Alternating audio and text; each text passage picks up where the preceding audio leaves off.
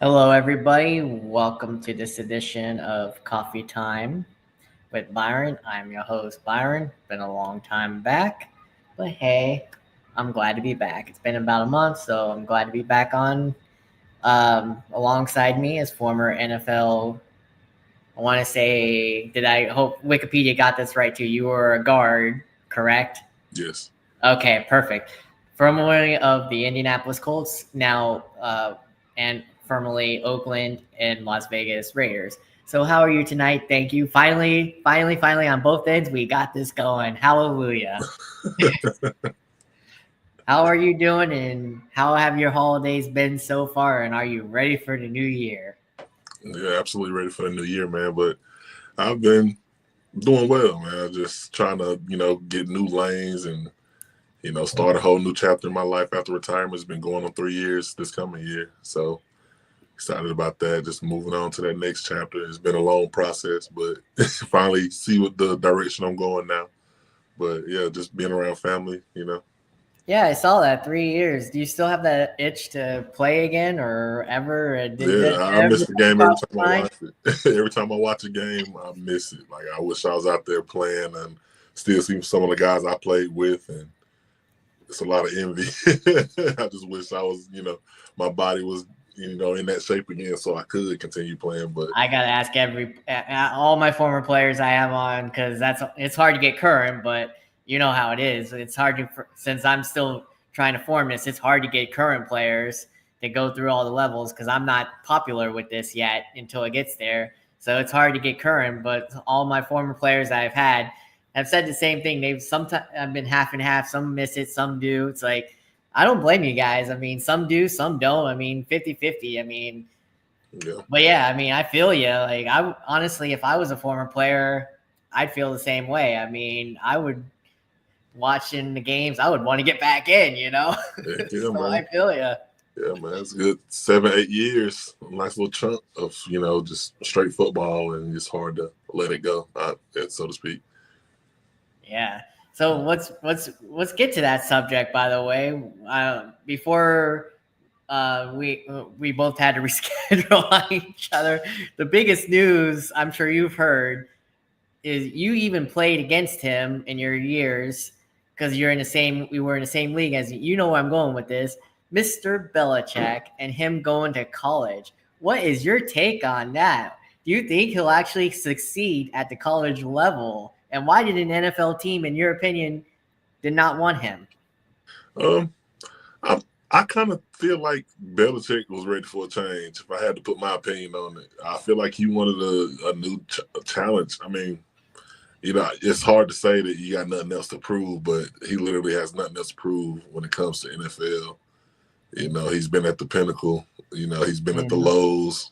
So, I mean, he's been through it all. I mean, I feel like college is. I don't know if he's ever coached in college. I don't know about No, his he career hasn't. as long as it has Nope. been, but Nope. yeah, I'm kind of excited to see how this goes. I mean, North Carolina just had a fossil at head coach, so They did, and he did good too. It's not like he sucked either. nah, nah. I like I like that move when I first seen that Matt Brown was taking over in North Carolina. I was excited. And they made some noise, but I Mm-hmm. feel like it's going to be similar buzz around this. Belichick, I feel like he's going to have that Dion effect as far as recruits and everything. Mm-hmm. He's For not Deion sure. Sanders, but I feel like Everybody's going to he want to has play that for same him. draw. Yeah, You, if I was coming out of high school, I mean, I would too. I would yeah. definitely want to at least visit North Carolina, see what he got to say, for But sure. also, do you think he's with this generation of kids though? Do you think he's honestly going to lose a lot though because of his coaching style? I mean, he's old school as is. I know he can adjust, but mainly he's old that from that old school line of coaching, the hard Yeah, ass and all that. yeah. All the It's a kids little. go. The landscape is different because I mean, all these kids, they don't like this situation. They just pack up and leave. Now, you know what I'm saying? It's easy to do that for them now. So it's not like you go one place and you stuck. If you don't want to lose a year or anything, you can just move all around freely. So I wonder how that is going to play a factor in it. They might get there and not like his style of coaching, like you said, and it might be hard for him to keep players. But I feel like he's going to at least draw in some top recruits for sure. Because I mean, For sure. if you really think of yourself as going to that next level, how could you not? For sure. And also, I think too, this move was his son too, because I Yeah, think once he leaves college, his son's already on the staff, as we already know, and he's going to bring back. I know former colleagues of his anyhow, like Patricia and all of them. I'm guarantee you they're going to go follow suit with him. I guarantee you for that. But I also think too, I don't. You can quote me on this too. I think too, if your opinion as well. I think this was mainly to also help his son get a head coaching gig because I think yeah, he, in his mind, he don't think his son is going to get a head coaching gig at all. yeah. Why not? I So mean, why not? If you have the power to let nepotism play a factor, then I feel like you should. If I had the opportunity to let my son get a job, I'm gonna do it. Of course, I want my yeah, son to be successful, so I can't hate on that. I don't think anyone can really. a lot of me too, and I still am baffled by it though. Is these stupid owners, and I agree with all the analysts that I've heard and talked and I've heard on here because I, just like I'm sure you do, I watch ESPN and Fox, all these shows, and Mhm. it's kind of true. I mean, about these damn owners. I don't think they want that style because Belichick wants his own people. He wants to control everything except for general manager, player, whatever. He already did that and he failed. He realizes that. So he wants to just coach and control the players, that are, Yeah, whatever in his coaching staff. But the owners don't want that. And I kind of agree with what they are saying. Like owners are afraid of that now, don't you think? They don't well, want that. yeah, I feel like these days the owners have a lot to say. I mean, as they should, they own the team, but they definitely have a lot more input as far as what happens to the players and who's on the field and who's on the team and the roster and everything. Like I start seeing that in the end. I didn't like guys like Jerry Jones. I didn't realize he had as much input Yeah. into the actual day-to-day in football operations as he does. With the Colts, I feel like Jim Irsay didn't involve himself as much. Yeah. I think the only thing he would do is like quarterback. He would choose. He would kind of have the final say who he wanted to be the I quarterback for did. his team. Yep. I heard all But about that too. Yeah. yeah, I don't think he was the kind of guy who was just involved in the day-to-day football operation, like who's on the roster, who's playing, and all that good stuff. But yeah, I feel like it can definitely be true. The owners, they got a lot of power in the NFL, so if they wanted to, come together and decide that they didn't want anyone to hire Bill Belichick, I feel like that could have took place. Now you mentioned Ursay, which you said, yeah, he did the quarterback, and that was about it. Did you see any of that with Davis? Because any differences between? I know you grew up. I know you obviously didn't play with Al, but you grew up hearing about Al, and I know you knew about Mark because he was your team's owner. Yeah.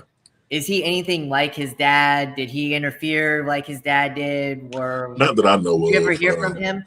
Yeah, I talked to him a few times, but I don't think he was that type of owner either. I don't think he was the kind to interject himself and make decisions for the team. He kind of like just he hires his coaches and he believes that he hires the best coaches to make the best decisions. So he kind of leaves that as it is. But the majority of the time I was there recruiting. So I don't think anybody made the decisions. I don't think too many people in the building made decisions over top of Gruden. So when I was there, that's what it seemed like. Perfect. Hey, Yeah. hey, like you said, that's what I think owners should be. They should let the coaches coach, do what they're thing, and stay out of it. Yeah. And I know obviously Jerry Jones's ego is too big of him, but if he wants that one championship, I think you can agree, like everybody else agrees, he needs to let the coach Yeah. and let the coach pick his own players. Yeah. It's hard to do your job with somebody breathing down your neck. That's tough. It stung him. His ego stung him. It really irked him. That's why he butted heads with Jimmy and got rid of Jimmy all them years when they were winning. And then Parcells didn't work out because Parcells was his own man too. You think he would learn from his own ways? Winning like he did was because he let the coach pick his players and win. Yeah. But whatever, it is what it is. Now you mentioned Dion. Do you think he's going to stay in college, or do you think he's going to go pro and coach in the pros, even though he said himself, which his coaches speak, that he wants to stay in Colorado? Yeah. I kind of believe him on this one. I think Dion do want to build that program up a little bit. I think if they would have had another bad year like last year, that it would have been more plausible that he would go and leave. Mm-hmm. I thought Florida State hiring that guy from Colorado was kind of an eyebrow raiser, but Yeah, I think that was ridiculous. I agree. Florida State should have. Yeah, and I'm a Florida State fan. I really am, and I was disgruntled when I first heard that because he wanted that job when it opened up. He really did. He expressed it. He wanted to play for his alma mater. Yeah, that's what I was just having this conversation. I think about a week ago about that. How I think Deion was happy as hell when he flipped Travis Hunter from Florida State. It's like a gotcha. You know what I'm saying? It's like a get back. That was a nephew. That was a nephew. But when I saw that guy get hired at Florida State, I kind of was like, "Oh, is Deion gonna move? You know what I'm saying? Is he gonna make that move? Is that guy gonna want to bring Deion in and all that good stuff?" But I think it's just hard. I would see it being hard for him to leave, especially with some of the recruits he got coming in. I mean, he got the number one quarterback coming in. Like, that's tough to leave when you got that situation. I mean, that's a gimme in college football sometimes. It can be a hit or miss, but most of the time when you get the number one quarterback in the nation, they're gonna make some noise. Like a guy from Clemson, Jacksonville quarterback right now, Trevor Lawrence. Yeah. You know, guys like him and CJ Stroud and what was his name? Went from Georgia to Ohio State. Oh, I know who you're talking about. But he on Steelers, right? Fields. Yes. Like, guys like Fields. That, they make noise in college. You know what I'm saying? So I just feel like if Deion really wanted to build that program like he said he did, like you said, the coach talk, then I see it hard for him to being able to leave. You know. I do got to say this though. I don't agree with the talk though that because his son is obviously in a draft this year, I don't think he's honestly going to wait till his other son is formed and developed to go into the NFL if he wants to coach. I think that, but do you think that plays a role with his son being in this year's draft that he might want to go after? Because there's a lot of talk that he can formulate. He has the power, which I believe he can, to pick wherever his son wants to choose. So do you think that could happen too, where he might actually leave Colorado? Do you think that will happen? I don't see it happen. I don't think he got enough traction as far as a guaranteed NFL job. You know, I can't see Deion going and being nothing but a head coach.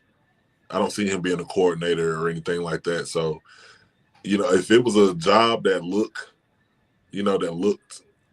like everything lined up perfectly, maybe I would think that, but I just don't see him just, hopping ship and like, oh, I'm going to get this NFL job. But if he takes an interview, I'll be surprised by that. I would say that. I would be too. I would honestly too.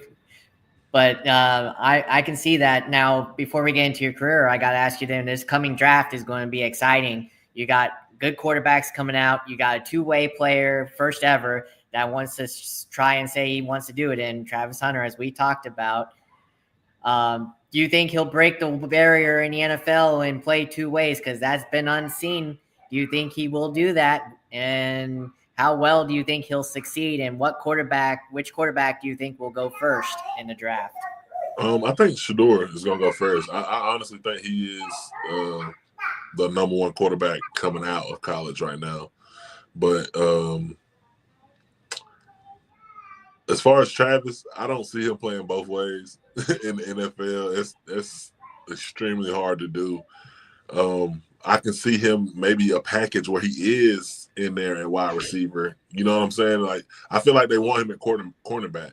But I feel like you might see a package with him in there getting a screen or something like that. Just put him in some space and just letting him, work his magic. Just see how that goes. Kind of like how Deion did. Deion played a little. He had some packages, but he got the ball, made some plays. But I can see that. I don't see him going full-time both ways, though. I agree. I feel like either way, though, he would be above average player for sure. Like, he would be a great corner. I feel like he can be a great wide receiver as well. So now I'm kind of curious to see where he's going to be at. Now, there's a lot of talk. Obviously, I'm sure you're excited with this. Brady, who's got part ownership with your team that you played for, your last team you played for. I know you obviously play for the Colts, but you obviously play for Raiders and you love the Raiders. So I got to ask you, with Brady helping take over, do you think he's going to play a role in helping your team out? And when do you think that'll come? When you think that turnaround will be? And who do you think ultimately will be your draft pick? Because you guys are going high. I think maybe 4th or 5th. Who do you think you're going to pick? I think I'm like 90% sure that the Raiders are going to trade just about whatever to get number 1 pick.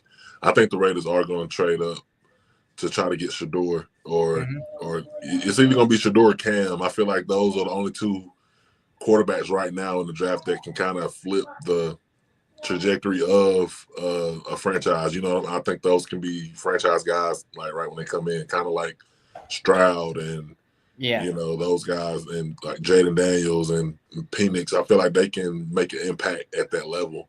But yeah, you kind of be, as a football organization, you'll be foolish not to listen to somebody as successful as Tom Brady and who's been in the game as long as Tom Brady. I don't know in what capacity that he will have, like that his say will go, but I'm excited to see what moves are made in response to what his advice is or what his thoughts are on everything. So I've never heard this much from Tom Brady ever. So to hear this much from him, it's just I'm kind of excited to see what's gonna go. It's like a lot of I've seen a few more former players are trying to kind of jump on board with that. Yeah.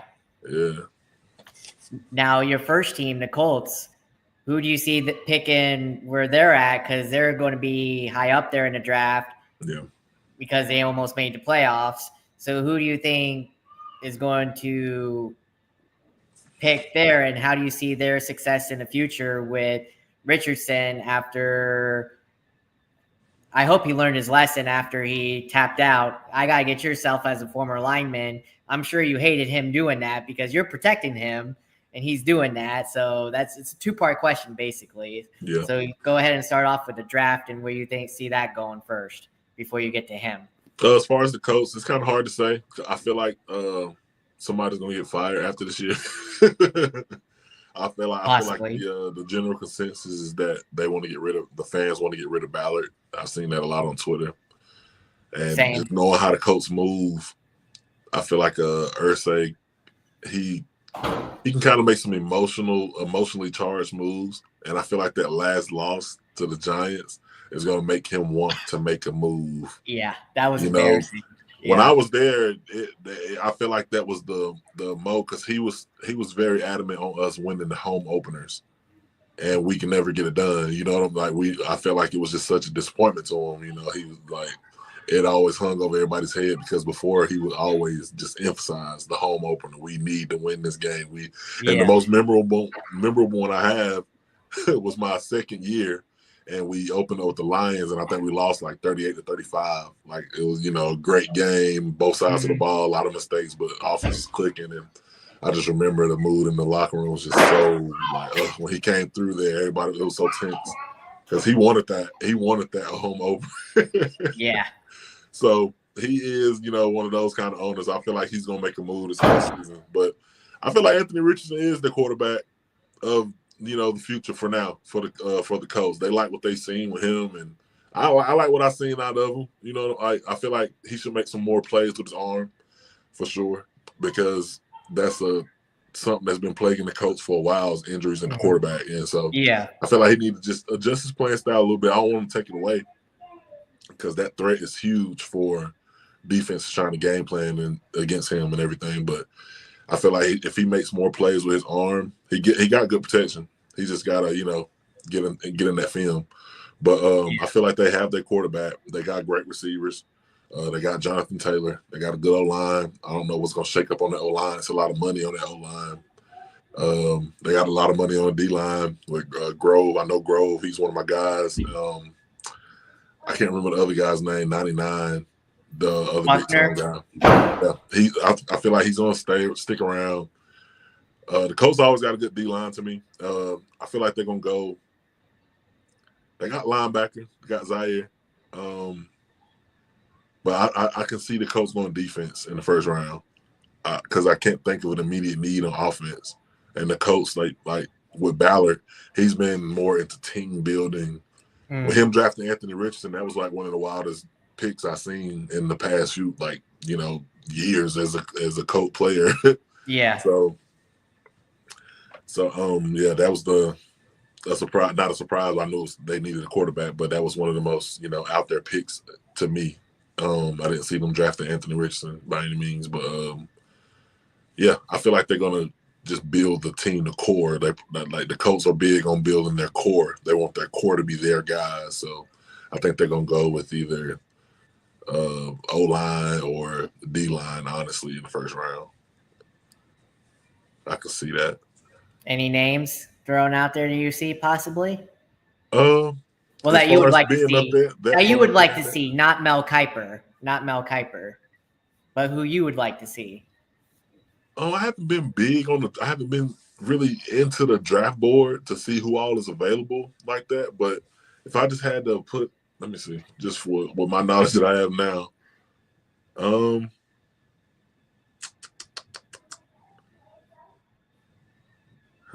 let's see. I can see the Colts. They just drafted an edge last year, first round, I think. Yes, they did. I forget the name, but yeah, they did. Yep. Yeah, I think he got a chance to be good too. He got a good motor. But okay, I can switch it up. I honestly say I think the Colts could take a linebacker. I can see the Colts getting a linebacker because I think Zaire's on. This is like this. This past year might have been his last guaranteed year. So I'm gonna say he's on a chopping block, but with the performance this year, I think everybody got a little fire under their eyes. Yeah, they do. Yeah. So I can see the Colts doing something like that. Like I'm guessing defense though, for sure. So I'm thinking maybe linebacker core, or they might do something like a cornerback. They could go for cornerback. Yeah, you guys need a cornerback. There is I think he's gonna go early though. I can't remember his name. It's a great cornerback. Where does he go to school? Not Travis Hunter, but it's the other guy. They said he was better than Travis Hunter. I know who you're talking about. I can't think of the name. Does he go to Ohio State? Yeah, Damn, I can't think of his name right now. They say with all the talent Ohio State, he's still the best player on the roster. I can't remember his name though. Yeah, I know. I've heard it a couple times, but I've heard it too because I've seen a lot of Ohio State games. So I think he might go early, but the Colts could make a move and get that guy. But I think the Colts might go cornerback, but they go secondary linebacker. I can see that. Now, as a former lineman, I know Richardson's going to be your guy, but when he tapped out, what was going through your mind on that as a player protecting him? Because I've heard from offensive guys that they've had and former players, obviously watching the shows, and they were kind of upset with what he did just by tapping out. How do you feel about that as a former player and a guard who protects the quarterback? It didn't offend me. It honestly didn't. Just with his playing style. I mean, he had just ran 2-3 run plays in a row. Yeah, and then when I think he's a big guy. He's 260. So yeah, he just got winded. I think it was just him getting winded and knowing that he would be a liability. It take a lot to do that. It's hard. I don't think any fan want to see any player tap out at that level. Yeah. But I don't know. I think it was a smart move for him because he could have hurt himself. He could have made a bad play just because he was so fatigued. You don't want to be a liability. But sometimes you got to suck that up, and you got to be that leader. So I agree with him after the game. He felt bad. He was disappointed in himself because he viewed himself as a leader, and he hated that he even that thought went through his mind, and even that he executed that thought. So I can see both sides of it. I'm not mad at anybody who is mad at that because I understand, but I also understand why he did that. So it's you kind of straddle the fence there, but with that being your guy on your team, your teammate, you kind of gotta have his back a little bit. You know what I'm saying? And you don't want to hang him out there to dry like, oh, he gave up on the team. I felt like it was a lot of that. So now, let me get Wikipedia right. Hopefully it's right. You went to college, okay, right? Correct. And you got drafted. Take us through your college career. What was it like playing for your school? I forget the school. I'm sorry. No, it's fine. It's a small school. But take us through that whole experience. And I know for a fact too, you would have loved to play nowadays too with the NIL. You getting paid, obviously. So take us through your days of college life and enjoying that and comparing it with football and the college life and wanting to play football and get drafted. Take us through that whole college life experience and what you felt as a player going through that and wanting to go through the draft and get someday in the NFL like you did. Mm-hmm. I went to NC State out of high school. I was a pretty highly recruited guy. I felt like I was clueless coming from a small town like Gaffney. I knew nothing about the recruiting process. You know, I didn't know about decommitting. I didn't know about all that good stuff, verbal. You know, I didn't know about any of that. I just got offered by NC State when I went to their camp, and I accepted, and I thought that was it. You know, I didn't know I can go on other visits to other schools, all that good stuff. So I kind of locked in with NC State as soon as they offered me. But I went there. I was there for a little over a year. I got dismissed from the team due to academics. I just was unprepared. It was like a culture shock, you know, I went from a town with 10,000 people to a college campus with, you know, several thousand people, like almost 5-6 times more than my hometown. So it was a huge shock, you know, just getting to and fro and everything being on me, being responsible for myself, my own time and everything. And I just dropped the ball. But I was at home for 2 years, just working. Then a coach from my hometown who coached at Mars Hill heard about everything. He showed up at my house, told me to come to the school for a visit. I went. I had to go to community college, take English, get my grades back up, my GPA up, so I could get into the school. Kudos to you for that. Yeah, but I wish I would have done that. I didn't give up. I was close. It was hard. Them 2 years was very hard. Yeah. But yeah, I got back into school. Made the most out of that second opportunity at Mars Hill. Played 3 seasons there. Before I went my senior year and went ahead and went for it. My girlfriend at the time was pregnant with my son. My last year there, so I was like, all right, this is my last year. I ain't told nobody yet, but this is my last year. So I played that 2014 season, and then at the end of the season, you know, I didn't report back for the spring semester, and you know, I hate that I had to do that to my coaches and everything. I let them know he didn't want me to do that. He tried to get me to come back so bad, and you know, I just apologize. Still love Coach Clifton to this day. Still love Coach Clifton. One of the greatest men. Mars Hill's full of great men for coaches. You know, I learned a lot from those guys. But end up getting drafted. Or prior to that, I got invited back to NC State by the assistant, then now head strength coach. Shout out to him, what's his name? D'Antonio. We call him Thunder. All good. NC State. But shout out to him. He invited me back to the pro day. I competed in that. I was the only player drafted from that pro day as well. And I was coming out with like Rob Crisp and my guy T.Y. McGill. He was there at NC State as a prospect. And so yeah, I went to that pro day and put on a good show.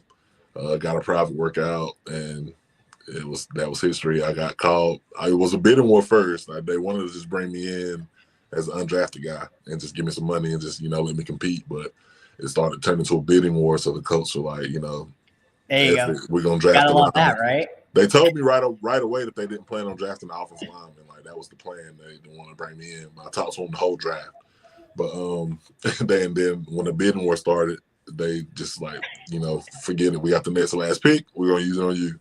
So he called me, told me he's gonna draft me, and I just, you know, broke down in tears. That was like the, you know, the culmination of my goals. And me and my brothers used to, you know, we were 5 years old talking about what we were gonna buy when we got to the NFL. So it was a dream come true. But yeah, drafted in 2015, and yeah, started from there. Rookie year, didn't play much, but got in. Guy went down, and I think I played like week 12 was my first game, and I played the last couple games of the season. But yeah, once I got my feet wet, you know, zoning popping. There you go. Hey, so in your college career, before we go to your pro, Do you have any memorable games you were part of? And to this day, do you still have any players that you played for with NC State that are in the league right now that you played with? Oh yeah, I didn't get to play in the game. I had tore my shoulder my freshman year, so I had to have surgery. The only year I was there, I was just doing rehab the whole time, pretty much. But I was there with some guys, man. I was there with Willie Young. I don't know if you remember him, but Willie Young played for the Lions. Had some good years with the Lions for a little while in the league. Played Willie Young. Russell Wilson was there when I was there. Yep. He had that. He had just set that record. Forgot about him. For the most passes without interception or something. He had that going on at the time. But yeah, Russell Wilson was there. Nate Irving was there. We had Michael Allen Cash. We had some good wide receivers. Owen Wilson.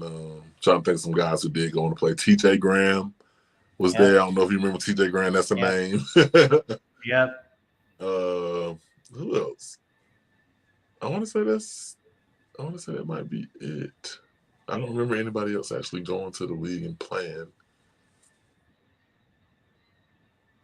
I think we had a tight end, maybe, that went to the league for a little bit. And then we had a guard. We had that center. He played for the Patriots. His name was Teddy something, but he went to the league, I think. Karras? He played for a while. Say it again. Karras? Is that Ted Karras? It might be. I'm not sure. I can't really remember. I know there's a Karras, and I think there's a Ted. So. I don't know if he still plays. I think he's been done playing. But it was one more guy. I'm forgetting him. It's one and more it's guy. Funny how Russell is still in the league compared to everybody you're naming. Yeah. But I saw that when I went there. I knew Russell was going to make it, man. He was a great quarterback at NC State. I thought he did his thing. Yeah, but did you think he'd go this Hollywood, though, and forget about playing? When he married Sierra, when he married Sierra, I was jealous. When he married Sierra, I was jealous, man. I was happy for him. It's like he forgot about football almost. Hey, almost. I could see how. But kudos to him, though, and Mike Tomlin, though.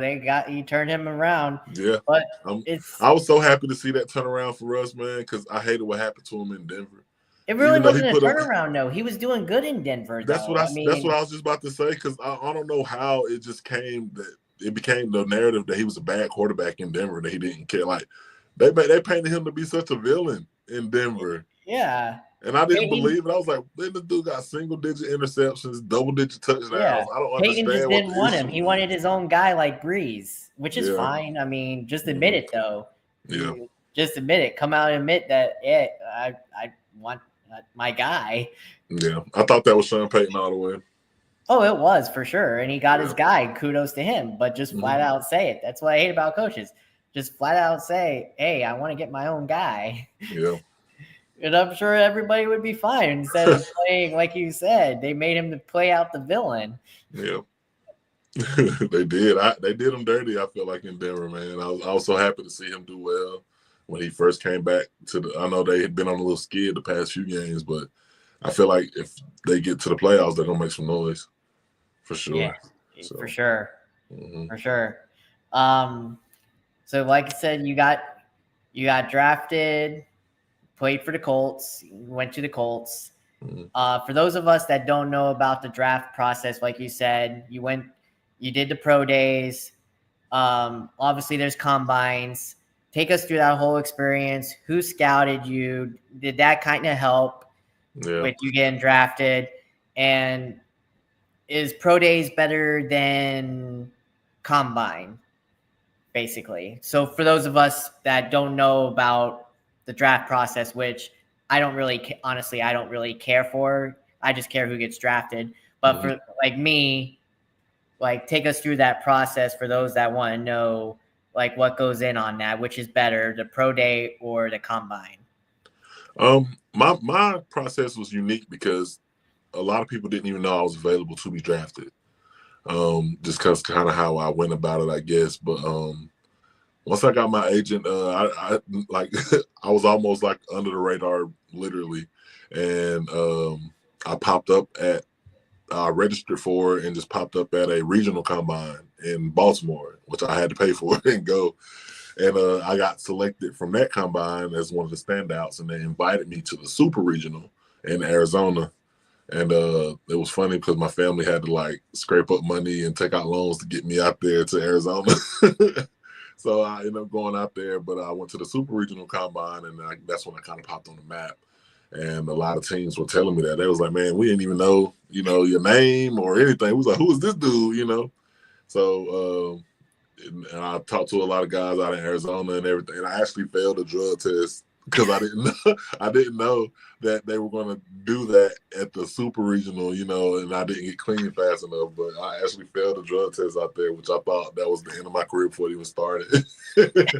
I was panicking like crazy, trying to drink that hotel water out the sink. But but yeah, so once I did that, after that super regional combine, that's kind of when I got on the map. I talked to the Rams, a lot of teams, I talked to a good bit of teams. Then that's when I got invited to the NC State Pro Day. And when I did the Pro Day, that's when I talked to the most. I had a lot of guys, not to brag, but it seemed like a lot of teams were kind of, and I didn't think that they were at the time clamoring over me at first until after I left. And this one guy called me and he was so disappointed that I didn't get to talk to him after. He was like, what happened to you, man? Like, I thought you were going to talk to me. And like these coaches were pulling me left and right when I came off the field. And the guy who first caught me, and he was so smart about it. These guys are smart. And he located my parents. And he saw my parents, and they were, he asked them. My mom and dad told me the story. He was like, "Is Denzell Good your son?" And they started talking to him. He just started charming them up. He turned the charm on, had them laughing.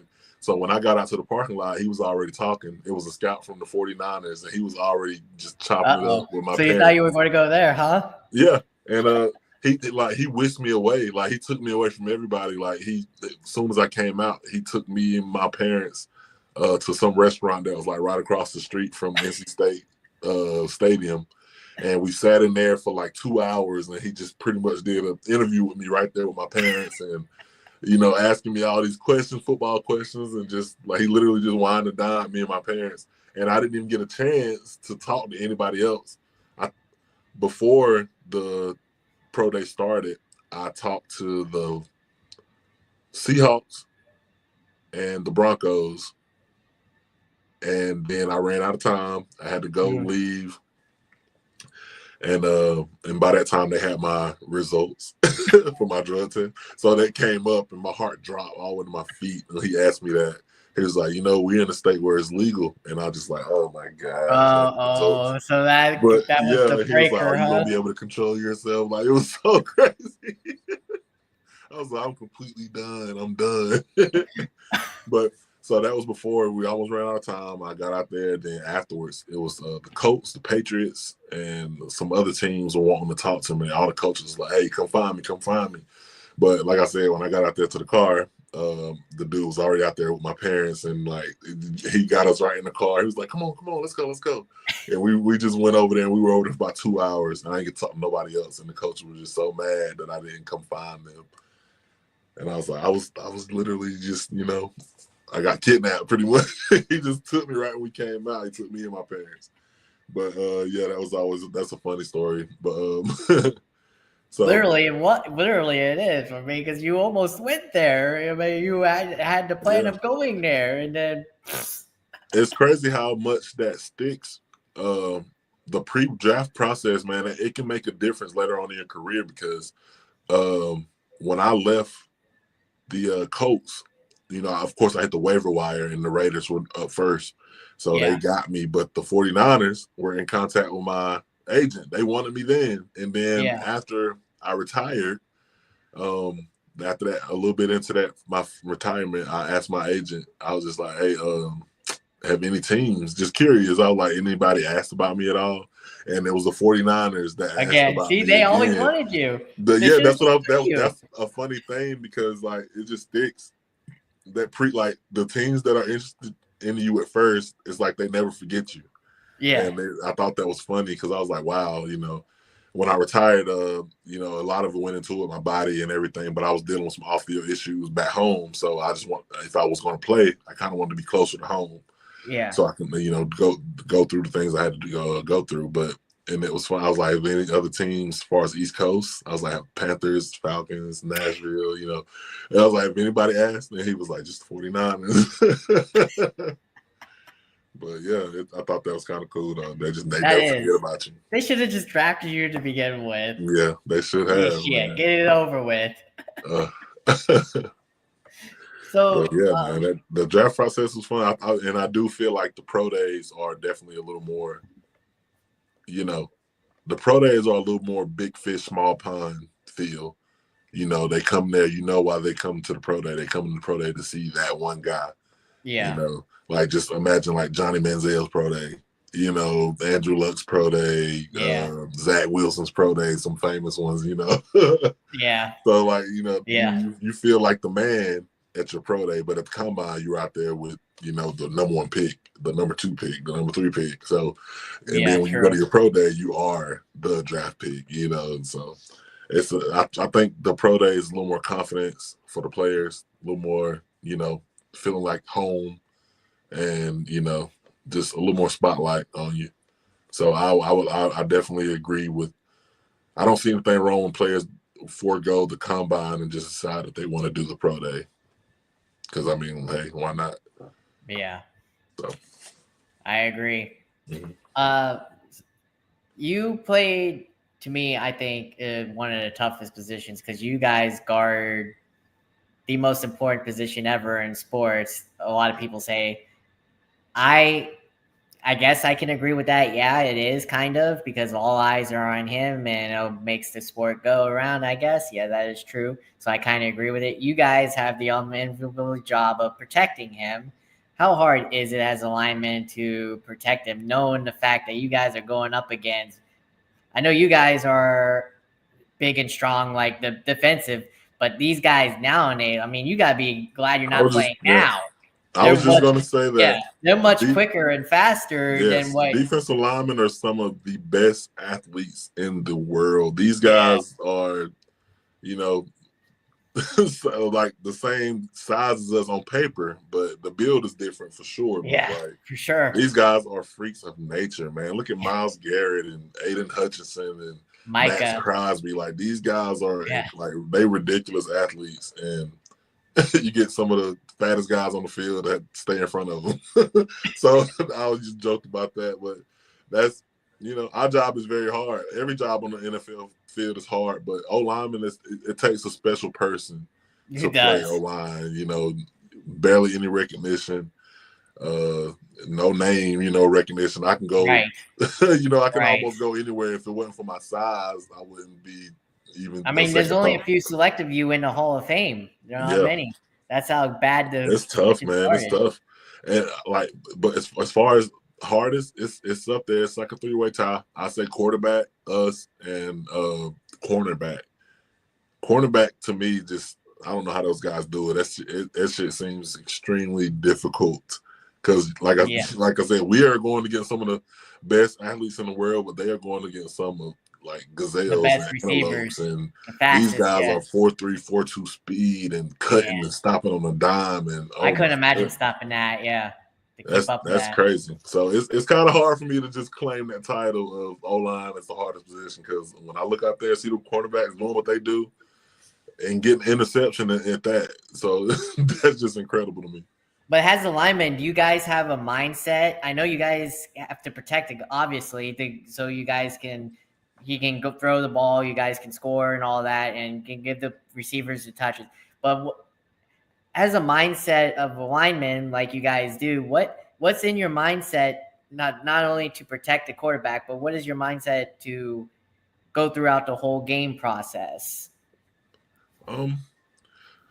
First of all, it's a lot of preparation that goes into it, and like fans, people don't really the fans. Excuse me, they don't really register that to me. They don't register what happens during the week. You know, it's easy to turn that game on Sunday, Thursday night, Monday night. You know, it's Right. easy to like and watch the game, watch the product. But the Right. stuff the preparation that goes into those, like not even just at the facility, but like when you leave the facility, you know, it's crucial that you watch some of that film before you lay your head down. You know, you kiss your babies goodnight, then you turn that iPad on and start watching some film. So, Yeah. man, like a lot of guys, you know, it seemed so easy to some guys. It seemed so easy to some guys I played with just because the amount of film they watch. You know, they were comfortable in every situation. You know, with me, my first few years, I barely watched film. I was just kind of relying on my athleticism, my size, my strength. So Yeah. I was managing, you know, especially when I moved inside, I was managing. But man, it really clicked when I got to the Raiders.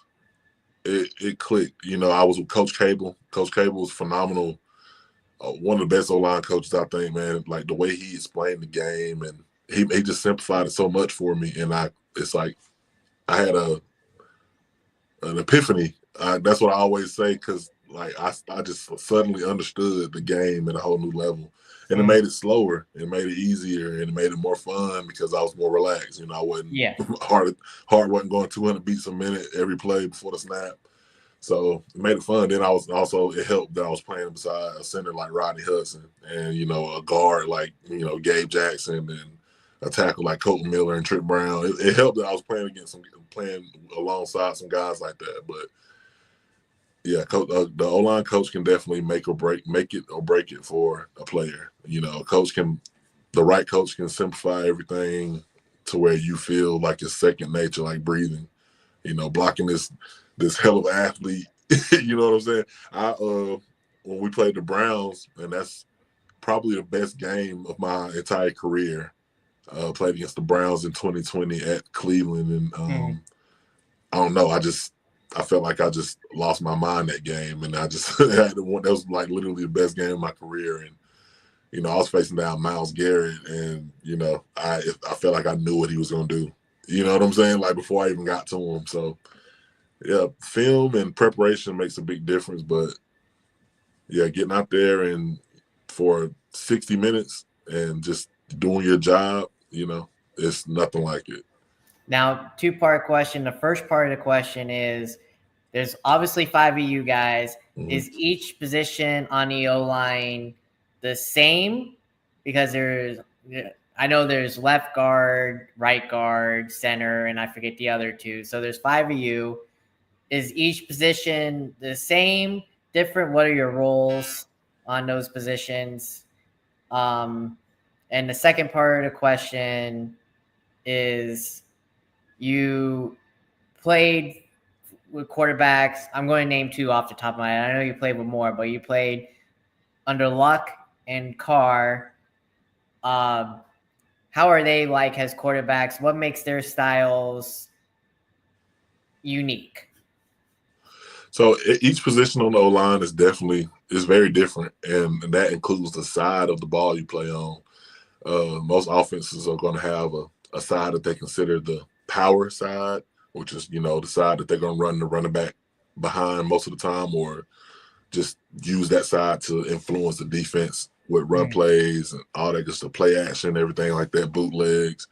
But yeah, tackle and guard and center are vastly different. Tackles, a lot more patience is required. You're dealing with a lot better quality athlete out there on the edge.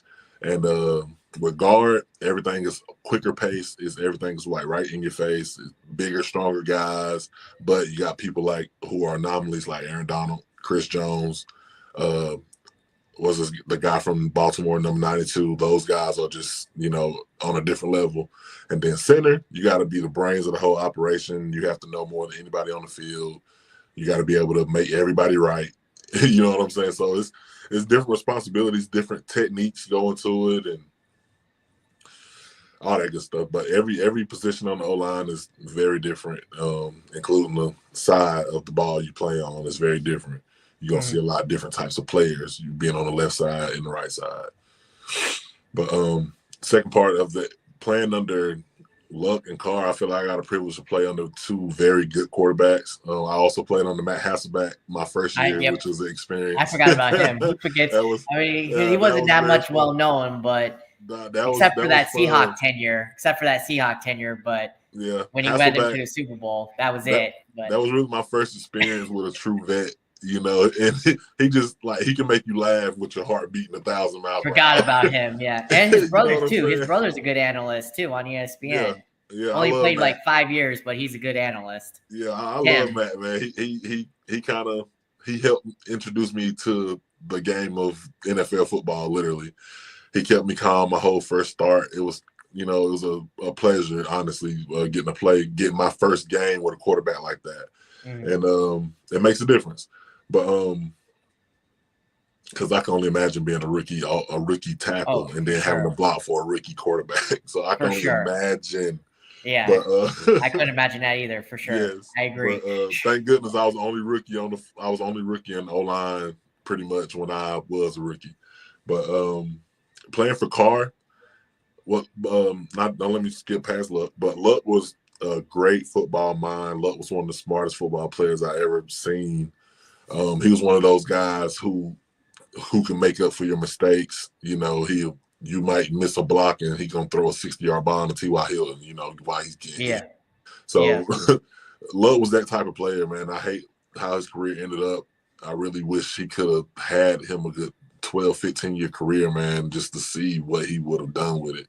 Yeah, that's right, because a lot of people are saying he could have been an all-time great. I know. Absolutely. And I agree with that too. I saw when a lot of those games were on when a lot of your games were on prime time, when you guys were still good and making playoffs, I saw him play. Yeah, he was indeed one of them. Yeah, man. And the funny thing is, Luck was already considered a top 10 quarterback when I got there, but to see the change, and I love Pagano. Like, Pagano was a great coach to me. He was a player's coach. He knew how to get his guys motivated to play. Like, players wanted to go out on the field and destroy something for Coach Pagano.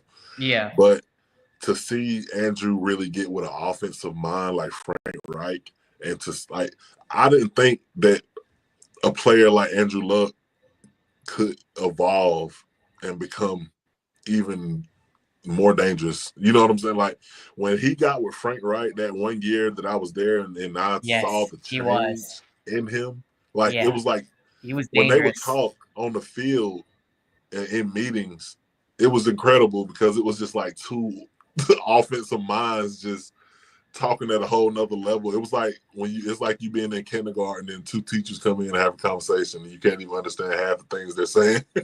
You know what I'm saying? Like, that's how it felt when he would be in the room with the O-line, and him and Frank Wright would just go back and forth on route concepts and, alerts and checks and all that stuff. But he transformed, man. He took over that offense, and it was literally suited to him. And you see, they made the playoffs that year. And I had to, I left, of course, but they made that late run and they made the playoffs. And I thought I just see him transform like that was incredible. But when I got to the Raiders and played with Carr was a lot more laid back. He was still. I think he had his differences with Gruden that first year. They kind of butted heads a little bit, but that second year, that's ultimately what ended his tenure there. Him and Gruden didn't see fit. That's what ended his time there. Well, it was McDaniels. I mean, the McDaniels came in that last year. Remember? I know. I know. McDaniels continued that. I know. Yeah, but man, I'm telling you that 2020 with Carr and Gruden, they were on the same page. Like, we were clicking. Our offense can put up numbers. We just didn't have a defense that was, that was going to limit an offense to under 20 points. So it was a shootout. We had to score over 28 points to win and all that good stuff.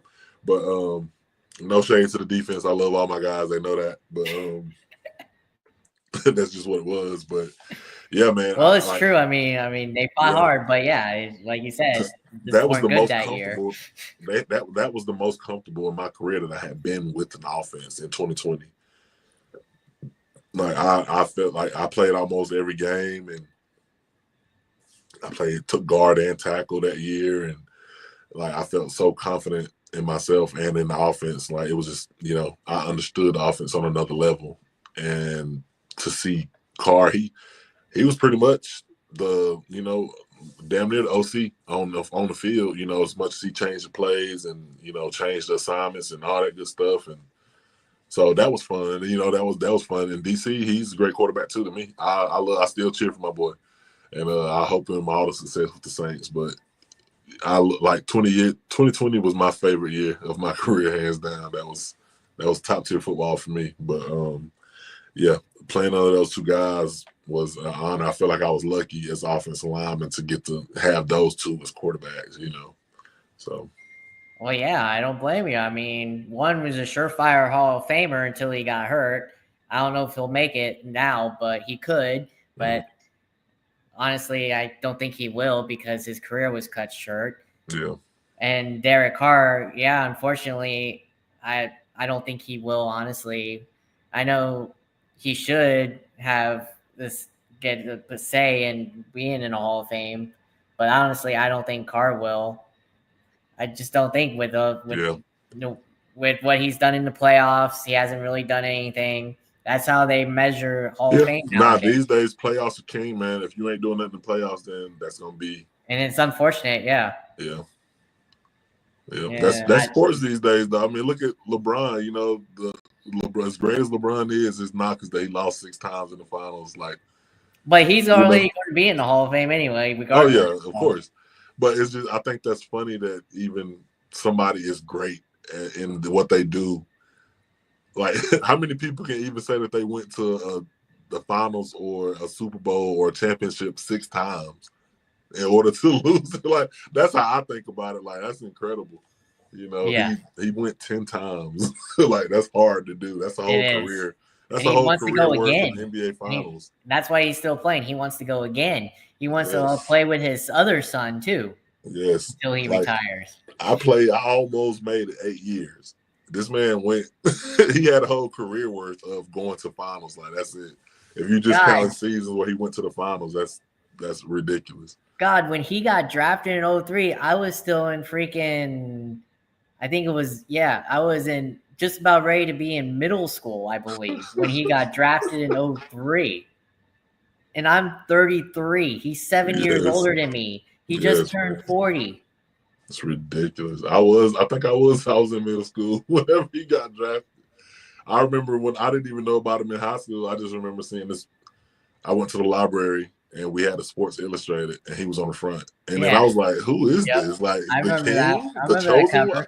I thought the chosen one was crazy. I was like, the chosen one, a high schooler. I was like, what in the world? And then I remember that cover. From there.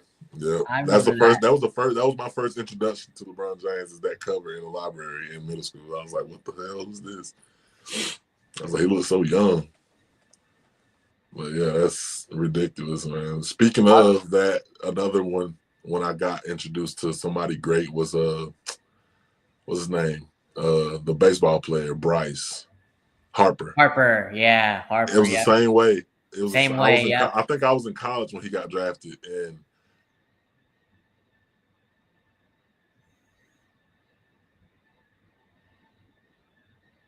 uh-oh.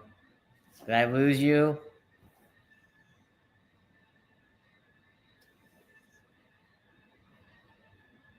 Did I lose you, Denzell?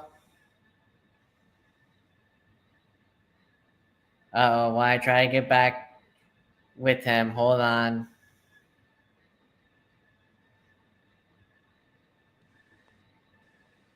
Uh-oh, what happened there? Did I accidentally lose you? What happened? No, it was my brother was calling me. Oh, okay. And I couldn't hear you talking. Worries. That's why I was like, I couldn't hear you. I had to go in. I know. I was trying to get back with you, so I was like, okay. Oh, crap happens. Oh, well. Well, yeah, go ahead as you were saying before that happened. So go ahead. Oh, no, I was just saying that's the only time I've been introduced to people just by them being on the cover of Sports Illustrated. I was like, oh, they must be a big deal. But yeah, man, just it's crazy. Like, that's the sports today is literally judged on success in the postseason. Like, it don't matter if you got every record in the regular season. If you have nothing in the postseason, then hey, that's tough to say. Now, another thing, like I think will do Carr in is injuries too. He can't stay healthy either, Yeah, just he like done Luck. dealt with some injuries that keep him out like this year.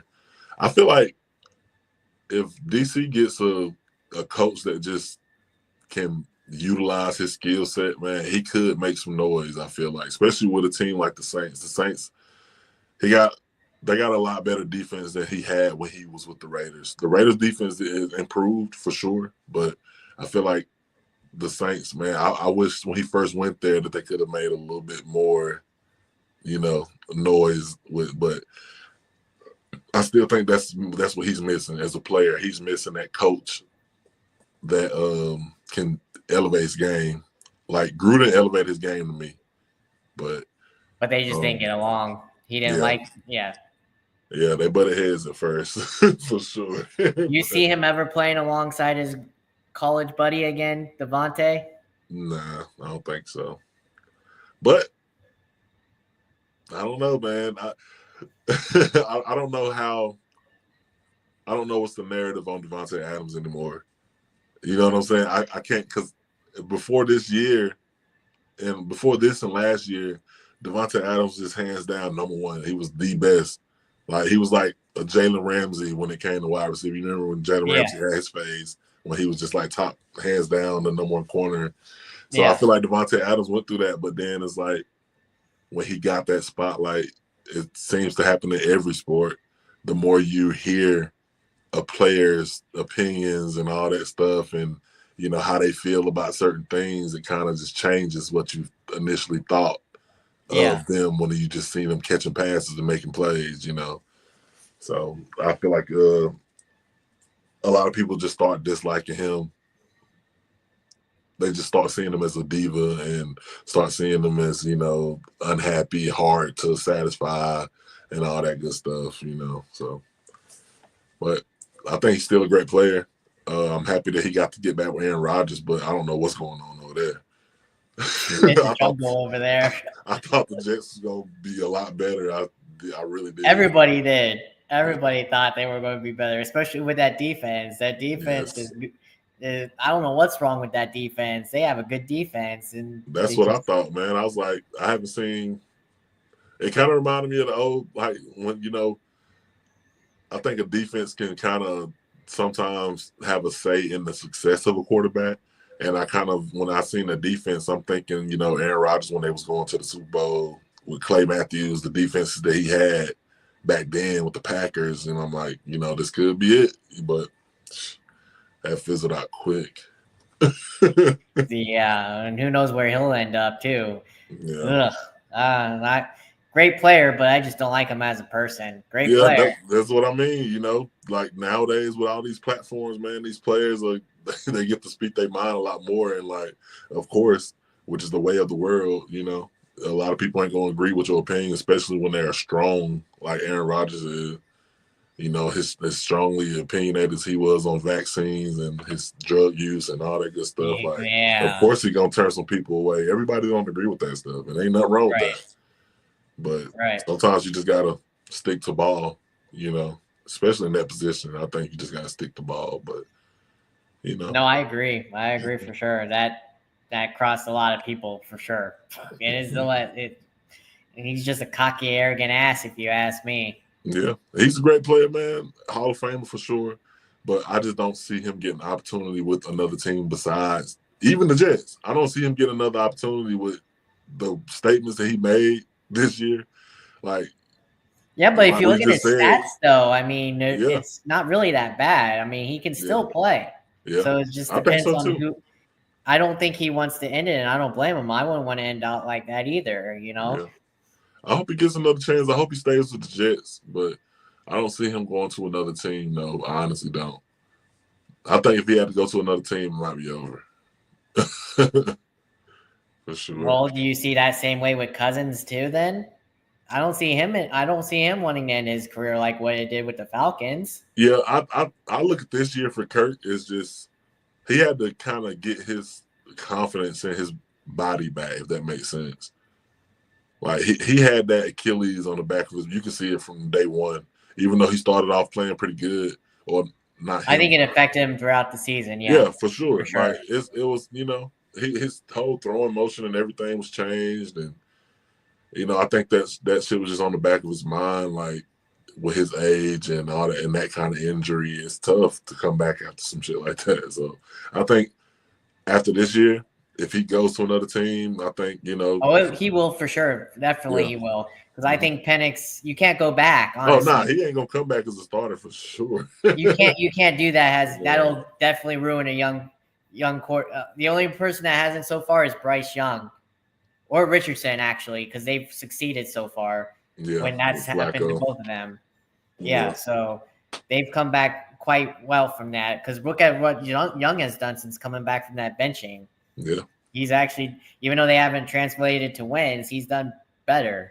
Heck yeah. And same with Richardson. For sure. So there's some ways you can go back. Mm-hmm. But with Kirk, I don't think you can. Nah, he wouldn't be. I think Pena's done. He solidified himself as the franchise now for sure. These 2 games is all it took. But I think Kirk can go somewhere, and definitely, I think he can have a little, reawakening like Sam Darnold. I think Kirk got a lot of ball left in him, but he just had to get this year. He kind of had to knock that rust off. For sure. And they gave him a chance to do that. I commend the Falcons on how they handled it. They let it play out. They didn't snatch him early. I don't think they waited too late. Like they gave him a chance to be the guy. And he was the guy sometimes, and then sometimes they were looking for peanuts. The fans just want peanuts in the game. And I get that, but honestly, and I get the role of what they are nowadays, but look at what Jordan Love is doing. Yeah, he still has his flaws, but he learned under Rodgers, okay? Even though Rodgers really wasn't and still isn't a teacher, well, I want to be that, but he still learned. And look how he's growing his game. That's honestly what I think should happen. But I know obviously NFL thinks differently, and these owners are greedy and they want the quickest right away because they're rookie contracts. You get, and I understand that. But this is where I disagree with the Falcons and all that. And just let him learn.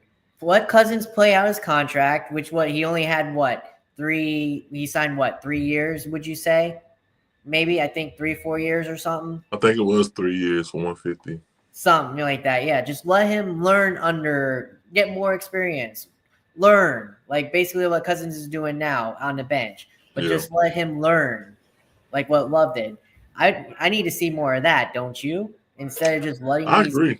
So, but some quarterbacks, they kind of see the ceiling. They go off the ceiling more than what they can do for them right now. I think that was Love's situation. I feel like with Love's situation, it was already something in the works as far as, we don't know about Aaron Rodgers, not skill wise, but I think, what we're seeing now, he probably butted heads with some people and all that good stuff. So they were kind of preparing for the worst. Like, let's go ahead and get the quarterback. Let's go ahead and get his replacement. And if he continues to play well, then this replacement can learn from that. If not, then this replacement can step in. I think that's what Jordan Love's situation was. And when they got Jordan Love, Aaron Rodgers, he have a great year? Didn't he have a great year when they drafted him? Yes. Like when they drafted Love, he was like, that he saw that as like a fuck you, and he just like decided to ball out. So I think that's they probably knew that. They probably went into that situation of drafting Love knowing that. They was like, let's put a fire on his ass and see what happens. It worked out good. Yeah, it did, but I just would like to see more learning instead of just like, I get the rookie contract. You're not. I mean, these owners want you can't have. I get quarterbacks are better nowadays. These rookies are, but look at Caleb Williams, for example. Look what the Bears are doing to him. Justin Fields previously. I mean, I get it. You're going to have. I just. Yeah, some of these guys are not ready to be day one. Everything on their shoulders. Some of them are not. It's rare, Rare, yeah. Like it got to be a cat like Andrew Luck. RG3, Jaden Daniels, that's rare that what these guys are doing. You see it a Yeah. little more these days, so people take it for granted. But that's some rare shit that they're doing. Like Jaden Right. Daniels turning that franchise around like that. Right. Bo Nix turning the Yeah. Broncos, turning them around like that. Like that's rare. And I Very think people rare. taking it for granted just because you see it more often, but that's hard to do. Like you said, look at Bryce. Look what Bryce did last. Look at Bryce last year. Look at Caleb Williams. Look at 95% of every other rookie quarterback and what happened to them who started day one. It's hard to put the whole franchise on your shoulder day one. Like lead us to the champion. Like lead us. That's hard, man. For sure. Yeah. But Jordan Love, I agree with you on that though. That I feel like that should happen more often for sure. Now, you mentioned 2020 was your best year, which is COVID year. So let's get into that. How hard was it for you as a player? Obviously, you had no fans. You got tested a lot. Take us through that year and the whole process, because each sport was you as NFL were able to follow every other sport because you got to see what they did, the NFL and all that, got to see what all the other sports did before jumping to conclusions on what to do. Because you guys were at a later time. So take us through that whole year in 2020, the COVID year, you guys playing, all the testing. What was that year like for you? I know you said you had a career year for you, but what was it like for you as players? It was weird. We didn't even know if we were going to play at first. We spent majority of camp at home via Zoom meetings. And it was very weird. When we did report, we were still barely together. The testing was going on, all the rules. It was just super weird. Nobody was with it. But we eventually got used to it. And, going out there and playing without fans was crazy. And just the empty stadium. But I think it helped a lot of guys just kind of relax. I feel like a lot of rookies pretty much had it good that year, getting to go out there without having all the anxiety of the stadium watching and judging. But we played some games. Like when we played the Browns, they had some fans. The Chiefs had some fans. Well, yeah, Some did, teams had yes, some fans, but not much. Yeah, we that was a great year. We could hear the snap count. We didn't have to do silent, so that was always amazing. But yeah, I enjoyed that year, man. It kind of brought us together a little bit more. Everybody was kind of dealing with stuff they didn't want to do, and yeah, it was an very interesting year as far as procedure wise. It was. Yeah, our whole line got sent home for the whole week. Then we almost got in trouble for having makeshift practice in a little park in Vegas. Like Tom Brady did, remember? Yeah, we were scared, man. We was out there looking around, making sure nobody seen us. It was funny. Yeah, that was crazy. That I couldn't imagine as a player at that time. I mean, I couldn't. For real life people, oh man, we were living that too. I mean, geez, couldn't go nowhere, no nothing. Yes, that shit was crazy. That was crazy. Now, you said obviously you were coached by great coaches. Chuck Pagano, who came back from cancer, had that story. And obviously we all know about Chucky and Gruden, Oakland, and all that, and Bucks. Compared it to that, and which one did you like better, and who was the more leader of the men, and who of men than each other, or did they have and what was their unique style of coaching? But they were kind of similar. I feel like both of them were kind of players coaches. I think Pagano just had a little more respect from the players. He wasn't as brash as Gruden was, but a lot of players liked Gruden. A lot of players on the team didn't like Gruden. But yeah, one thing about Gruden is, he would sugarcoat some stuff, but at the same time, he didn't mind snatching that Band-Aid off either, So, but Pagano, he was real smooth. He was laid back, real relaxed as a coach. But a lot of guys love Pagano, but he was defensive minded. So you didn't see much interaction from him and with him in offense. But with Mm. Gruden, I just got to know him better because he was always around the offense. He was the offensive minded coach. He was damn near the OC. Yeah. So he ran the meetings and all that good stuff. So I got to know Gruden a lot more. I interacted with Gruden a ton more. So, and I was at a different stage of my career, so it was a little different. But yeah, I would say Gruden would be my favorite. But I love Pagano to death. Pagano was an excellent coach, great man. But as far as coaching wise, just getting to know a coach and being around and spending time and having the coach respect me as a player and know who I am as a player and rely on me as a player, that was a big deal for me. So I had to give it to Gruden in that aspect. Yeah. Now, was his personality like what they say he was? Chucky, Oh, yeah. clearly? Yeah, he was crazy. He was crazy, man. He was a ball of energy at practice, on meetings, everything. Everywhere he was at in the building, he was a ball of energy. So he loved it, though. You can tell he loved the game. Like, it was nothing, no doubt in that. Gruden loved the game of football. Like, he lived it and breathed it. Sad, That's I all think he was just scapegoated. Yeah, That he was. That little incident, man, and he I was gotta say this. scapegoated. I say it I every just time I don't think talk the about it. NFL wanted him no more. Yeah, no He was players. scapegoated. I don't think any players on the team were offended by nothing in them emails that got out and everything. Nobody thought he was racist. Nobody thought he didn't like black people or anything like Right. that. Right? That was not the sentiment in the locker room. Everybody kind of thought it was funny. Well, yeah, you should know. You were there. You were coached under him.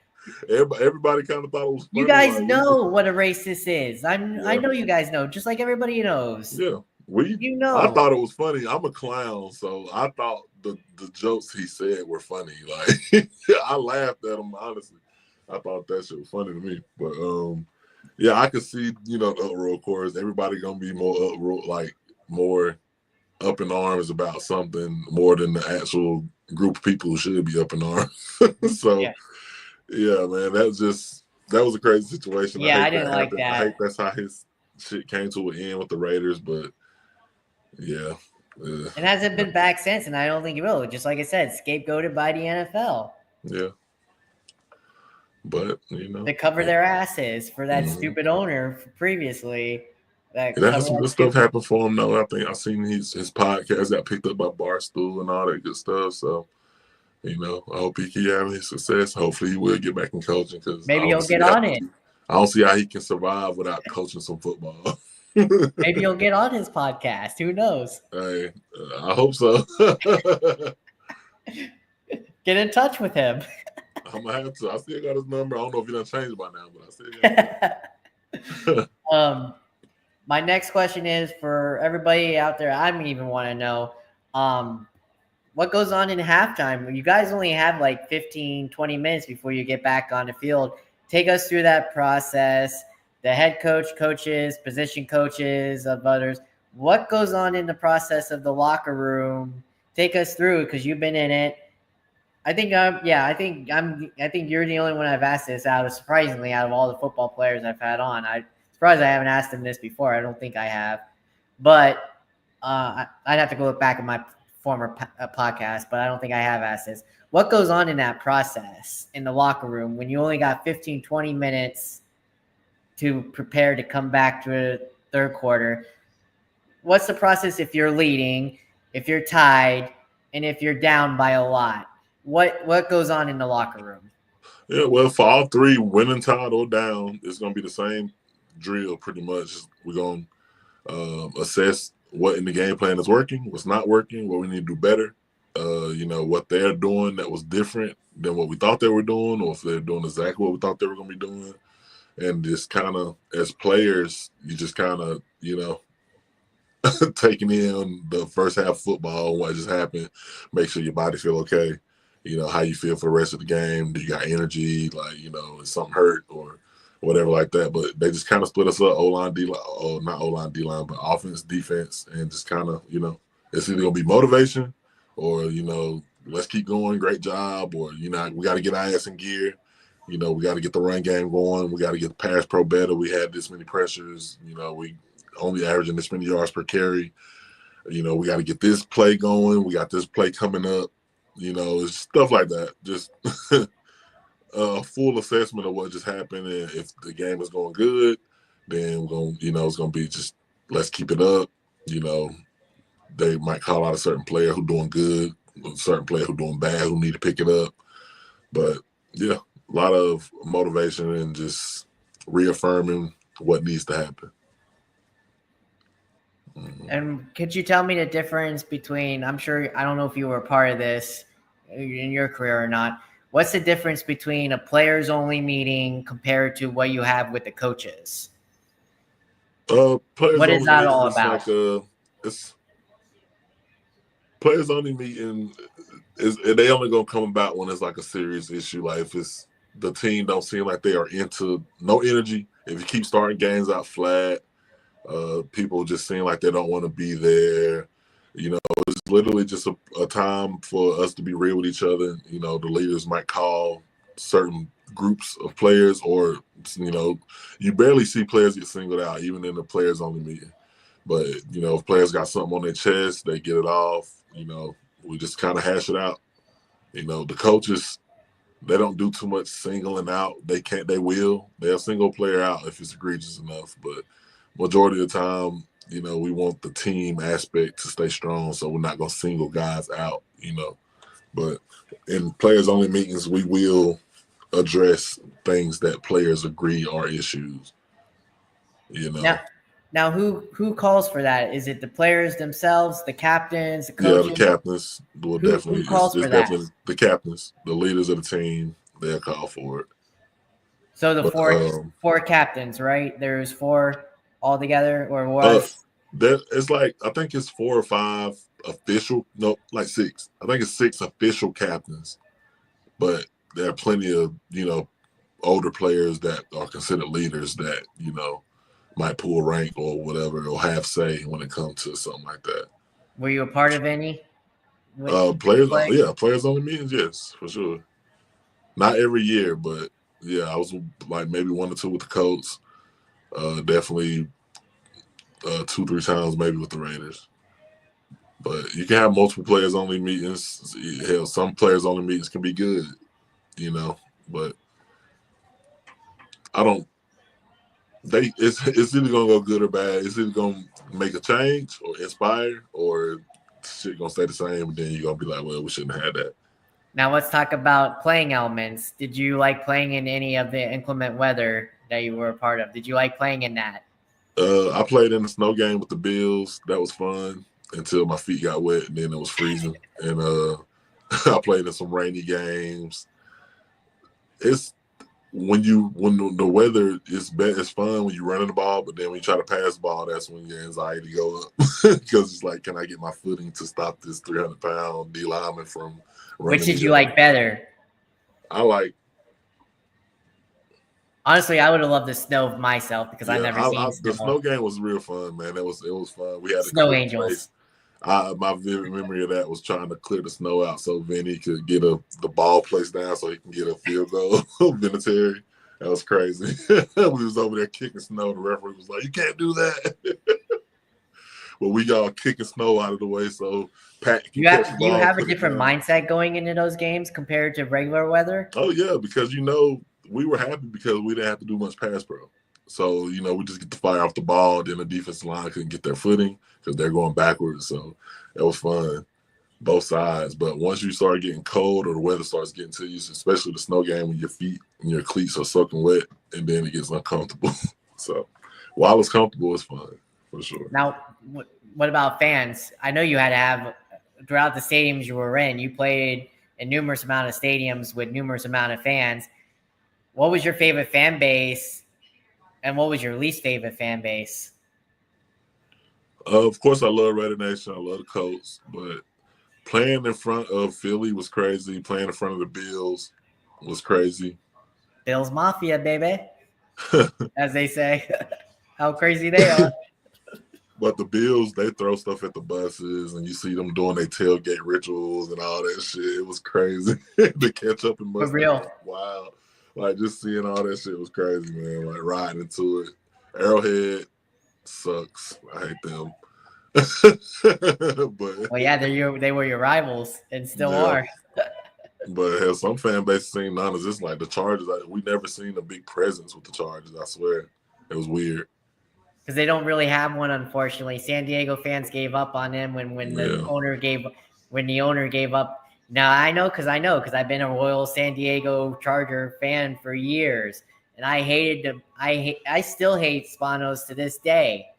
Just admit you wanted to move the team back to freaking LA instead of giving up on saying, "Oh, I want to stay in San Diego and fight to keep them here." No, you didn't. You wanted to always be in LA. Yeah, trust me. I know. I hate it. So they don't really have a fan base in LA. Yeah, I seen that. I seen how much the fans travel when we went. I remember we played them and they were playing in that soccer stadium and like it was filled with Raider fans. And I was like, wow. Exactly. It's all because of that owner. I'm telling you. There's no fan base. And I don't blame them. I'm the same way. If I wasn't a diehard Charger fan, I probably wouldn't still even follow the Chargers. You literally have to be a diehard Charger fan like I am to stay relevant with the Chargers. Seriously. That owner is just ridiculous. You gave up on a city.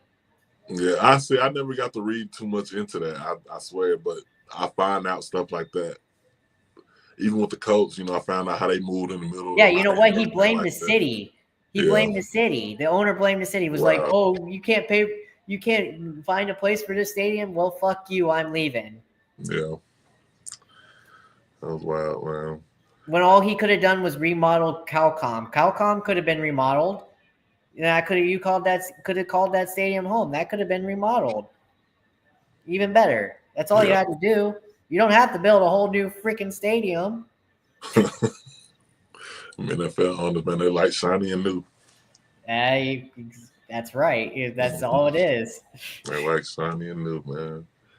For real. I mean, but yeah, I mean, I feel you on that. I feel you on the Bills Mafia. They're freaking crazy. Philly fans, I can see that too with the way they with all their sports. Whew. Yeah, Philadelphia is rough, man. Philadelphia is rough. So is New York. They talk shit in the stands. They cuss you out and all that good stuff. Yep. I'm with you on that for sure. For sure. So now, obviously, since you're loving the retired life, did you ever think of? Obviously, you've seen your son who plays high school ball. Does that ever motivate you to maybe want to get into coaching at all, or whatever? All that, maybe see if he wants to go to the next level. Did you ever want to coach? Well, I don't have my son ain't in high school yet. He got a little ways to go. But yeah, seeing him play football though, it definitely I could see myself coaching him. When he gets to the high levels and everything like that, I would love to. I train him a little bit now, but I would love to get involved with coaching. It's the next step. It's hard to stay away from the game, so. For sure, coaching and helping the next generation of O-linemen get ready to do their thing. I would love to do that. I'm trying to move into that now. Is he following in Daddy's footsteps as the next O-line? He's trying to, man. I don't know if he want to play O-line just yet, but I don't think genetics going to let him play anything other than that. Or does he have another position in mind? He want to be a wide receiver or a quarterback or the flashy ones. He wants all that money, huh? Yeah, for sure. Well, I don't blame him. Yeah, man. That's what kids are going for nowadays because they see that kind of money thrown out to those players. Mm-hmm. That glory. And never to the O-line. Never. Kickers and O-line. He like kicking, though. He like kicking and punting, and too. Punters, kickers, and O-line.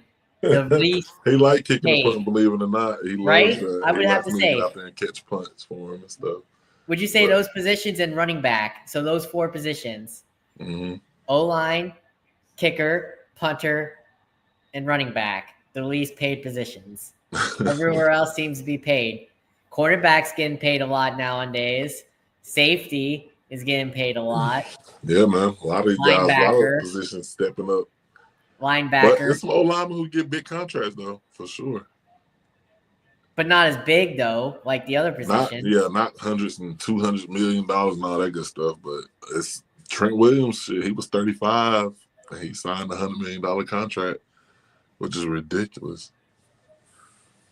But That is yes, but it's getting up there though. But you got if you're gonna be an O-lineman and get money like that, you have to be a player like that. Like Trenton Williams, hands down the best offensive lineman in the last 10 years of the game, for sure. So yeah, you got to be that caliber of player if you want to see that caliber of money. So ultimately, before we run off into the sunset and I contact you, we got to stay in touch because I love this. We've got now an hour and a half. So I love it. I know you love it too. It's fun talking football as always. Yeah. Which, by the way, before I get into it, if you know anybody, send them my way, please. I'm always looking for more interviews. So, absolutely, man. I got some guys for sure. Yeah, send them my way. I appreciate it. You got my number. Let's talk playoffs now. What I was going to say we probably have to wrap. I got to get down there with some kids. They down That's there. fine. We can get into this real quick. Let's ultimately talk playoffs. What do you see going on in the playoffs, and what's your Super Bowl prediction? I really am excited about the playoffs. More excited than I have been for the past couple of years because I want to see teams. I want to see what these young quarterbacks are going to do. And good teams. And I feel like the landscape of the game has just changed a lot. Of course, you still got your usuals. You got the Chiefs, the Ravens, the Bills, but the Lions now, and I think that's pretty cool. The Lions, the Chargers are finally up there. Having a good year this year. Who else? Packers. The Packers, the Lions. Man, it's just Vikings. I like how that's the team I was thinking about. The Vikings, man, that's ridiculous. Just won their 13, 14 game. Yep, 14. That was ridiculous. I'm ready to see what they're gonna do too. Because I thought I had it set. I didn't think that the Chiefs were gonna make it to the Super Bowl. I just feel like they've been having a fluke year for some reason. It just feels so weird to see them having a year this good. But yeah, I think the Lions are definitely gonna make it. I feel like they are right now the best team as far as a whole, putting the whole game together, even with all the injuries. And I would love to see Lamar get one. I feel like I can't say he deserved a championship, but I would love to see him get one or get a chance in the Super Bowl. Yeah. But yeah, man. But I'm intrigued by Burrow because I feel like they're skating by, man. If he get in there, it's gonna be some trouble. That's what a lot of people are saying. A lot of people are saying if Burrow gets in, he'll get scary. Yep, I agree. I agree.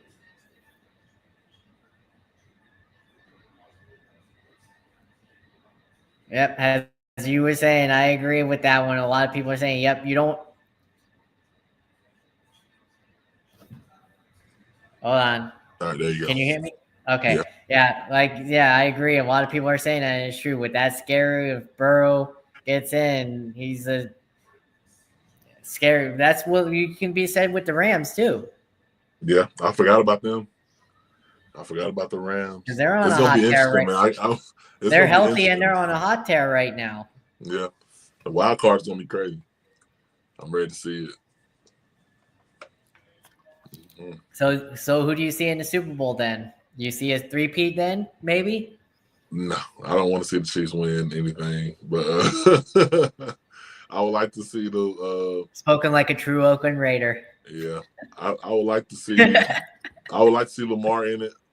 I honestly would like to see the Lions get one. That would be incredible in my lifetime.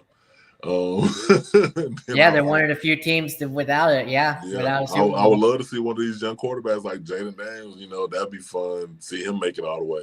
They got a solid team too. But the Eagles, they are always in the mix. I like to see Jalen Hurts get one. Or I'm just a fan of Coach Sirianni too. He was a good guy with the Colts when I was there for a little bit. But I would like to see them get some success. They made it before, but I would like to see them win one. But it's a lot of teams, man. Anybody besides the Chiefs, for real.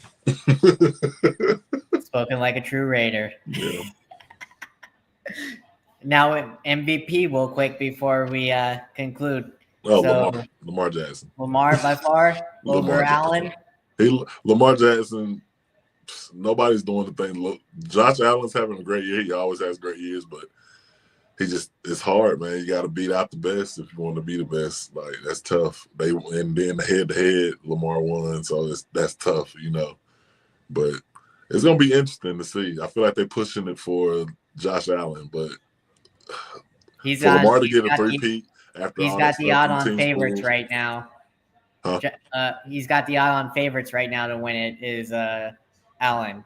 Yeah, I think the NFL want Josh Allen to win it, but if you're gonna be real, the fans are gonna be upset. A lot of fans will be upset. The only reason why is because look at the talent he has around him compared to Jackson. Jackson at least has better talent, basically. Yeah. For the first time, though, for the first time, yes. Yeah, for the first time in his career, he got some actual talent around him. But compared to what the Bills did with Allen and getting rid of all his. Yeah. That was impressive. What Josh Allen did this year is impressive, but Lamar Jackson, the numbers, the record, like, it's tough.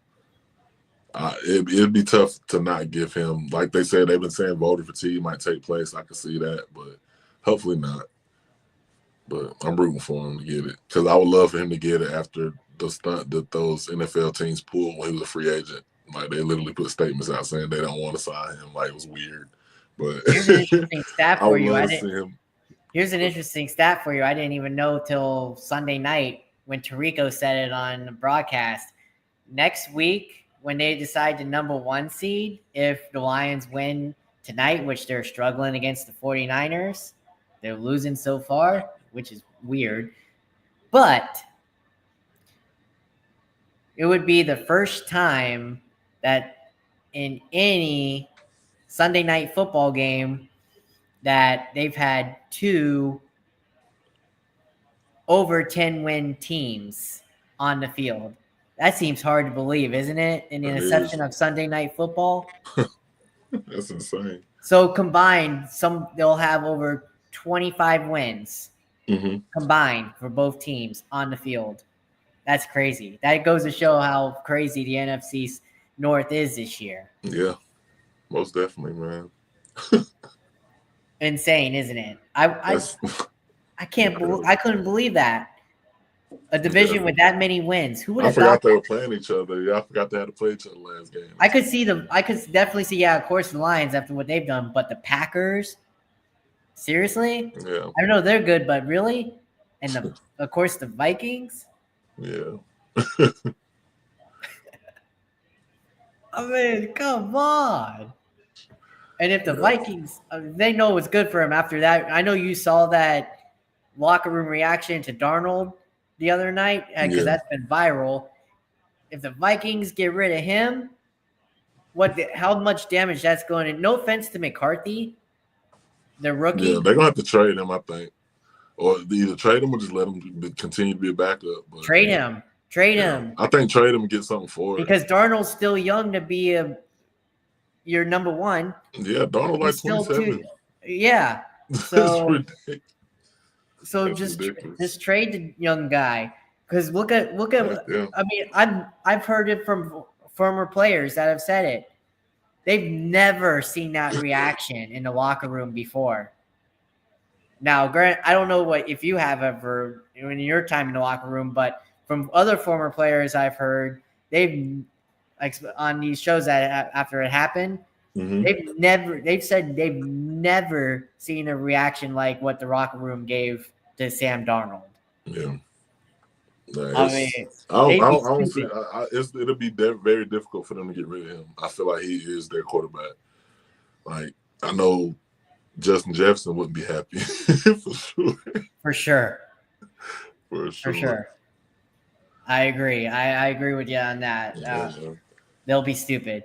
But yeah, I agree. I think it's gonna be an interesting playoff. I can't wait to see it. But yeah, especially if Knicks gets in, because it'll be the first time I think I've heard as well. The first time I think 2 rookie quarterbacks in the same year go into the playoffs. Yeah, I forgot about the Broncos too. They are having a great year this year. So that'd be a first in the league history from what I heard. Yeah.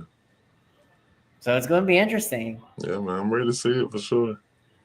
My Super Bowl prediction, I'm sorry, I hate to, I no matter I'm with you. Although I don't hate the Chiefs as much as you do, because you would live that rivalry. But I am tired of the Chiefs. I do agree with you on that. I want to see somebody else. So yes, I agree. I want to see in the NFC the Lions for sure, because they've never won it. And for the AFC, oh man, it's a big toss up. I don't want to see Pittsburgh win because they've won a Super Bowl. I know it's been a long time, but they've won at least a Super Bowl. Same with the Broncos. I know it's been a while, but they've won them. Man, it's tough. I want to see my Chargers, but I hate to say it with Harbaugh, they're just going to do Charger-like things like they always do. They're going to fail. I hate to say it, but look at the history. Yeah. With all the good teams they've had. Oh, man, this is a tough one. So I got to go with God. It's got to be either Bills or Ravens for me. Yeah. I hope the Ravens go, man. I really do. I want Lamar to get one. He's got to get that one to shut up the naysayers. Yeah, for sure. That's why I want him to get it so bad. Because that's what all the naysayers are saying right now, that he can't win the big one. Oh, you can win all these shiny MVPs, but yet you can't win the big one. Yep, playoffs driven, man. Postseason driven, for sure. For sure. But hey, awesome. I'll let you go because I know it's getting late over there. It's getting late over here. It was awesome. Again, do you want me to send you a copy of the episode so you can listen to it? That'd be great. That'd be great. Awesome. And still stands. If you know anybody, please, you got my number. Send them my way. Always looking for more interviews. I'd appreciate it. Yes, sir. It was a pleasure, and we'll stay in touch. I'll text you from here on. Now I got your number. And I'll also have you back on again if you'd like to come back on. Yeah, absolutely, man. Perfect. All right, man. It was a pleasure. I'll send you the episode when it's done. I appreciate it. It was fun. You have a good night, man. All right? You have a good one too, man. Take care. All right. Bye. Denzell Good, everybody. So this concludes episode with Denzell Good, former O-line for Colts and Raiders, drafted out of NC State. Very good conversation. I always love talking football with good guys like him. I appreciate the time and effort. It was awesome. So this concludes this episode, and you guys have a good night. See you again.